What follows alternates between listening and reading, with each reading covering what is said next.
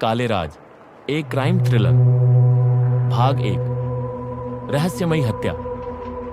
ये कहानी है एक छोटे से शहर की जहां सब कुछ सामान्य लगता था, लेकिन कुछ अजीब घटनाएं घटने लगी थी। इस शहर का नाम था हसनपुर, जहां के लोग अपनी सादगी और शांति के लिए प्रसिद्ध थे। लेकिन इस शहर में एक ऐसी घटना घटी जिसने सभी को हैरान कर दिया। शहर के बाहर एक पुराना हवेली थी जिसे काले महल के नाम से जाना जाता था।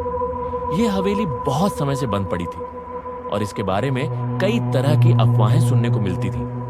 किसी के अनुसार इस हवेली में काले जादू का राज था, तो कोई कहता था कि यहां भूत प्रेत रहते हैं। लेकिन असल में जो घटना घटी वह इन सब अफवाहों से कहीं अधिक भयानक थी। हसनपुर के पुलिस अधिकारी इंस्पेक्टर राघव शर्मा एक दिन अचानक से काले महल के पास पहुंचे।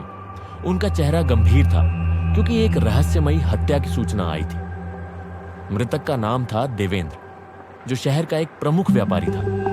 वह अक्सर काले महल के आसपास देखा जाता था और इस बार उसकी लाश उसी हवेली के पास मिली थी। राघव शर्मा ने अपने सहकर्मी सब इंस्पेक्टर प्रवीण को मौके पर भेजा। जब वे घटनास्थल पर पहुंचे तो सब कुछ अजीब था। देवेंद्र की लाश के पास किसी तरह की लूटपाट का कोई संकेत नहीं था, लेकिन उसकी आंखें पूरी तरह से उभरी हुई थी और उसके चेहरे पर एक अजीब सा डर था, जैसे उसने किसी से बहुत बड़ी शैतानी चीज देखी हो। पुलिस को यह समझ में नहीं आया कि आखिरकार क्या हुआ था। पुलिस ने देवेंद्र की पत्नी अर्चना को अपने कार्यालय बुलाया। अर्चना का चेहरा पथरा हुआ था और वह लगातार कांप रही थी। राघव ने उससे पूछा, आपके पति के बारे में कुछ बताइए, वह काले महल के पास क्यों आते थे? अर्चना की आंखों में एक हल्की सी डर की झलक थी। मुझे नहीं पता सर, देवेंद्र हमेशा से अजीब था। वह कुछ दिन पहले काले महल में जाने की बात करता था, लेकिन मैंने कभी नहीं पूछा। शायद वह उस हवेली के राज को जानने की कोशिश कर रहा था। इंस्पेक्टर राघव ने अर्चना से और सवाल किए, लेकिन उसका चेहरा और भी अधिक गुमसुम हो गया। कुछ समय बाद वह चुपचाप चली गई। भाग 2, रहस्यमयी सुराग। राघव शर्मा ने काले महल के पास कुछ और जांच की। जब वह और प्रवीण हवेली के आसपास पहुंचे तो उन्होंने देखा कि वहां का वातावरण बिल्कुल अलग था। हवेली का दरवाजा खुला था और भीतर से एक अजीब सी आवाज आ रही थी, जैसे कोई गुस्से में बड़बड़ा रहा।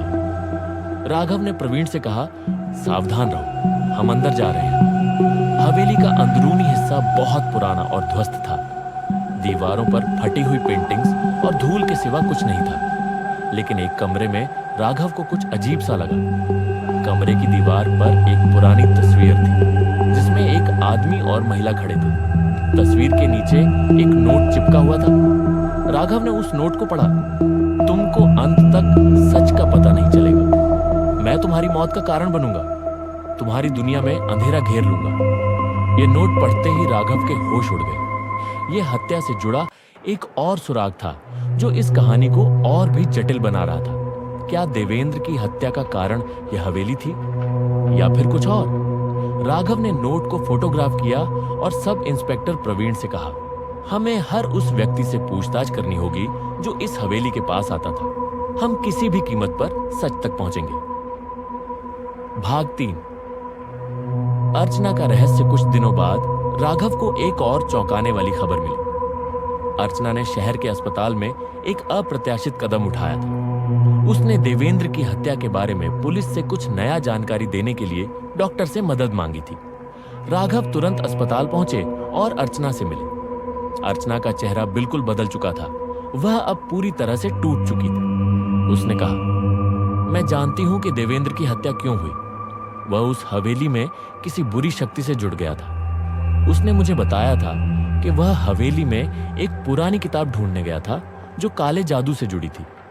उसने उस किताब को खोलते हुए एक अपशकुन पढ़ा था, जिसके बाद से वह बदलने लगा था। राघव ने उसकी बातों को ध्यान से सुना, लेकिन अब उन्हें यकीन हो चुका था कि यह मामला सिर्फ एक हत्या नहीं बल्कि एक खतरनाक खेल है।